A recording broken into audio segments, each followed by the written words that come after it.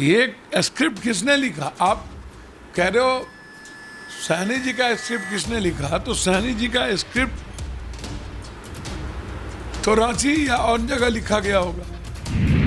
नहीं, टच में क्या, हम लोग तो लगातार पहले से भी साथ में हैं, उपेंद्र जी के साथ में हैं। तो क्योंकि वक्त भी कम है नॉमिनेशन का, तो कब तक आप लोग ऐलान कर देंगे? सर मुझे लगता है कि कल तक सब कुछ सामने आ जाएगा, लेकिन बिहार बचाने के लिए आज हमें मायावती जी की भी, चंद्रशेखर जी हमारे स्वाभाविक और नेचुरल अलायंस हैं, हमारे गार्जियन के रूप में, संरक्षक के रूप में प्रकाश अम्बेडकर जी हैं, जो कंप्लीट सांप्रदायिकता को खत्म करना चाहते हैं, नेचुरल अलायंस। अब ये लोग बेइज्जत करेंगे लीडर को और अपमानित करेंगे, और बिहार अपने सत्ता के लिए और अपनी केस और विपक्ष में बैठने के लिए आप यदि सिर्फ किसी की हाथ की कठपुतली में खेलेंगे और बिहार की जनता को नज़रअंदाज करेंगे, तो पप्पू यादव तो खाद बनने को तैयार है। मुकेश सहनी, पप्पू यादव और उपेंद्र कुशवाहा एक साथ एक मंच पर, अब वो तय करना राजा, वो दोनों अब पहले से वो दोनों में चीजें तय हो मैं स्वागत करूंगा, वो दोनों तय करना उनकी जिम्मेदारी, मैं स्वागत करूंगा। नमस्कार, मैं हूं देवांशु, आप देख रहे हैं न्यूज़ 4 नेशन। तेजस्वी यादव के सामने मुकेश सहनी ने ये कहते हुए महागठबंधन को अलविदा कह दिया कि तेजस्वी यादव ने पीठ में खंजर भोंका है। हमारे साथ बात करने के लिए जन अधिकार पार्टी के अध्यक्ष पप्पू यादव जी हैं। पप्पू यादव जी, जिस तरीके से मुकेश सहनी ने छोड़ा, कौन सही है और कौन गलत है, आपको क्या लग रहा है? देखिए, हीरा की परख जोड़ी करता है। सवाल किसी व्यक्ति का नहीं है, परसेप्शन का है। पीठ में छुरा तो सब एक दूसरे के पीठ में भोगता है, ये तो बट नेचुरल पॉलिटिकल वे हो गया है। वोट जनता किसी को दे, कर्नाटक में सरकार किसी और की हो जाए, वोट जनता किसी और की दे, राजस्थान में सरकार किसी और की हो जाए, मध्य प्रदेश में किसी और की हो जाए। अब डेमोक्रेसी का मतलब क्या है? और विश्वास खत्म हो गया। सबसे बड़ी दिक्कत क्या है कि विचारधारा अब नहीं रही। अब वामपंथी वाली विचारधारा कहाँ से लाओगे आप? वो आइडियोलॉजी कहाँ से लाओगे? जो विचारधारा, जितनी पार्टियां हैं, चाहे वो बीजेपी हो चाहे कोई हो, किसी की अपनी विचारधारा अब नहीं बची। कांग्रेस में ना वो पुराने कांग्रेस में नहीं बचे, तो विचारधारा पर या नेचुरल अलाइज तो होता नहीं है किसी भी कीमत। अब तो सियासत और वोट के लिए होता है, ये आप समझ लो। नहीं, कल जो प्रकरण हुआ होटल मौर्य में मुकेश, उस पे सत्ता वोट सियासत की राजनीति अब होती है ना। हाँ। स्वार्थ की राजनीति है। अच्छा, सत्ता के लिए लोग किसी को ठग सकते हैं। तेजस्वी यादव, मुकेश सहनी में से किसने स्वार्थ की राजनीति की, स्वार्थ की राजनीति? सर, अभी तो बड़ा दल दिखाने की जरूरत थी। इस बार ऊँट आए, कहावत नहीं है गाँव घर में, पहाड़ आए ऊँट के नीचे, ऊँट आए पहाड़ के नीचे, क्या है?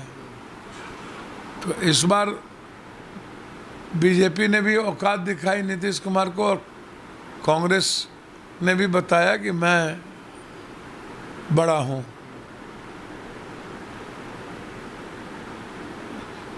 राजनीति में झूठ का जगह नहीं है, धुरतई का जगह नहीं होनी चाहिए। तेजस्वी यादव ने झूठ बोला।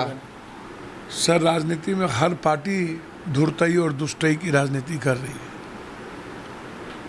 भीतर कुछ बाहर कुछ, शीशे के घर में रह के पत्थर फेंकते हैं, वर्कर को ठगते हैं। मैं इतना जानता हूं कि क्लियरिटी रहनी चाहिए एलाइज के साथ कि मैं आपको क्या दे रहा हूं, क्या कर रहा हूं, भेग नहीं होनी चाहिए और क्लियर होके ही जाना चाहिए। यदि क्लियर कह दिए थे कि मैं वहां अनाउंस करूंगा, तब तो स्वाभाविक था सैनी जी का वहाँ से चला जाना। मैं इस मामले में बहुत क्लियर हूँ। आप चुनाव के वक्त आके कहते कि अब संभव नहीं है और इतना ही ये ऐसा होगा, तो उस वक्त तो आप आत्महत्या करने पर छोड़ देते, विवश कर देते। तो मैं सिर्फ इतना जानता हूँ कि लगातार जिस तरीके की राजनीति, पहले सीपीआई सीपीएम को भी इन लोगों ने औकात बताया, माले को औकात बताया, और आज मांझी जी को औकात बताया, उपेंद्र कुशवाहा जी को बताया, अब सैनी जी को बताया। लगातार कांग्रेस को तो लोकसभा से ही औकात बता रही है। कहा कितना, पहले भी तो ये कई बार झूठ बोल चुके हैं, बोला कितना, कर दिया कितना। तो जब ये लोग कमजोर और गलत थे तो 5 और 3 सीट दिए कैसे थे? मांझी को 3 सीट कैसे दिए थे? इनको 3 सीट कैसे दिए थे? तो उस वक्त क्यों जरूरत थी? और विधानसभा में क्या हो गया? माने एक व्यक्ति के कवर्ड के लिए, एक व्यक्ति की राजनीतिक महत्वाकांक्षा के लिए, स्वार्थ के लिए, एक व्यक्ति के कुर्सी के लिए पूरे बिहार के 13 करोड़ के सपने और उम्मीद को और सांप्रदायिकता को बढ़ावा दे दिए। ये स्क्रिप्ट किसने लिखा? आप कह रहे हो सैनी जी का स्क्रिप्ट किसने लिखा? तो सैनी जी का स्क्रिप्ट तो रांची या और जगह लिखा गया होगा कि कब तक उनको ले जाना है। लेकिन इसको निकालो, इसको निकालो, नीतीश कुमार से हाथ नहीं मिलाना है, ये स्क्रिप्ट तो इस देश की सत्ताधारी पार्टी लिख रही है। उधर चिराग पासवान जी के पास तस्वीर लगी है, और इधर एक घटक है जो अपने सारे घटक को निकाल रहा है। चलिए बन करके बिहार की जनता को किस तरह बरगला। मैं समझ गया, अंडी की बात कर रहे हैं। मैं एक सीधा सवाल आपसे यह है कि क्या मुकेश सहनी, पप्पू यादव और उपेंद्र कुशवाहा के बीच गठबंधन हो सकता है? आप जवाब देंगे नहीं, फिर भी मैं पूछ रहा हूँ। मैं निश्चित रूप से इन दोनों को खत्म करने के लिए हम लोगों को अपने अपने स्वार्थ, सत्ता और मुख्यमंत्री का सपना छोड़ एक होकर के बिहार बचाने के लिए आगे रहना चाहिए। और मैं चाहता हूं